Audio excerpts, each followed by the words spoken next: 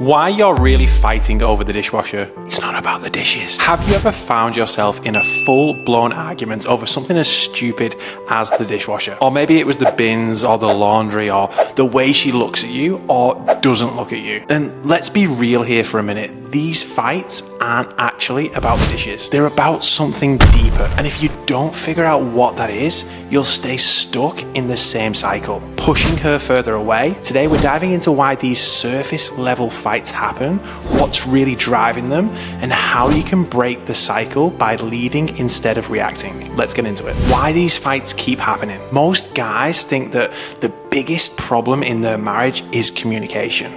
But it's actually emotional suppression. It's the things you don't say, the things you avoid. And because you don't speak about them, they build up, and then they come out sideways in unresourceful ways. Your wife isn't upset about the friggin' dishwasher. She's upset because she feels unheard, unseen, and disconnected from you. And for you, the anger isn't actually about the messy house. It's about feeling unappreciated, not valued, or like you're just the workhorse in the house. How I learned this firsthand. About 5 years ago, Maddie and I got into pretty much a full-blown argument over the bins. For context, my pet peeve is when the bin bag doesn't fully cover the bin and it's got those little gaps around it so food can fall down to the bottom and it just stinks. So I got annoyed and she got frustrated, and suddenly we're snapping at each other over a bin. At first, it seems like some kind of silly fight over something small, but when we dug into it the following day, we realized there were two much bigger things happening underneath all that. Number one, Maddie felt like she was doing everything. We just had our first baby and he was waking up every 45 minutes with reflux and colic, and she was exhausted. She was constantly breastfeeding, she was changing nappies, and she was dealing with like a massive emotional load. The second part to this is I felt out of place. My son at the time didn't really need me in the same way that he needed her. So what did I do? I essentially buried my head inside more and more work, and ultimately I didn't even notice that the bin needed emptying. I just made a comment about the bin bag when it had been emptied.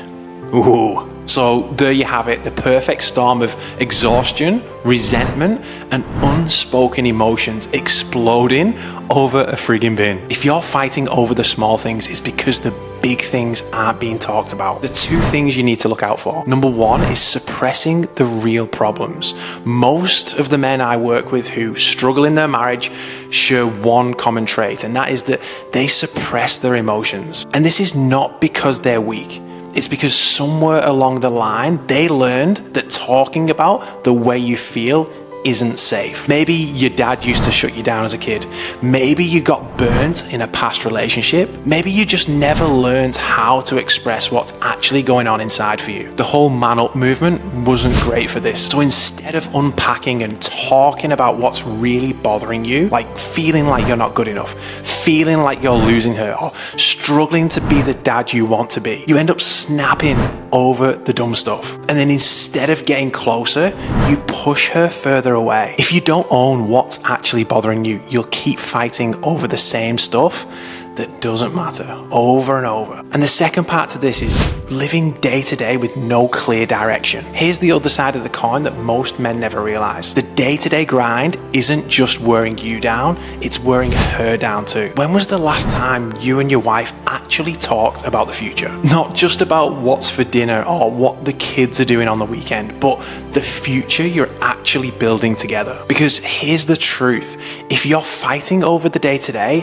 it's because the day-to-day has no meaning. It's just stress, obligation, and routine with no bigger picture. And when there's no clear vision, resentment builds. Because now every load of washing, every late night at work, every little irritation, it all just feels like pointless stuff you're both grinding through with no end in sight. A man without a vision is just a worker, and a marriage without a vision is just in survival mode. How to break the cycle and lead instead. Number one, stop seeing her emotions as the enemy. She's not attacking you, she's trying to get through to you. Number two, when you get triggered, step back. Before reacting, learn to respond. Take a big deep breath in and ask yourself, what's really bothering me right now? Because it's probably not the dishes. 3, lead by opening up first. If something's off in your marriage, Be the man who steps up and calls it out. Number 4, get frigging clear on where you're heading. What's the vision? Where are you taking your family? Are you happy with where you're living right now? Are you happy with your job or your business? Do you have your next big family holiday lined up? Has there been a date set for that home renovation you keep talking about? If you can't answer this,